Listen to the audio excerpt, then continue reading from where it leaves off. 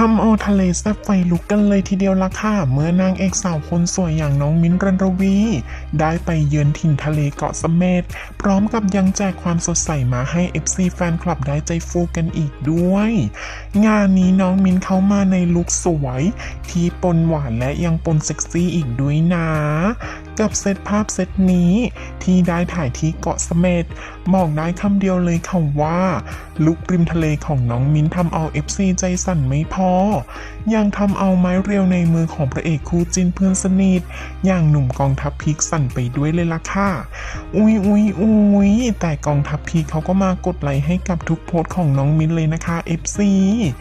ยังไงแล้วเขาก็ซัพพอร์ตกันทุกเรื่องอยู่แล้วอันเนอะ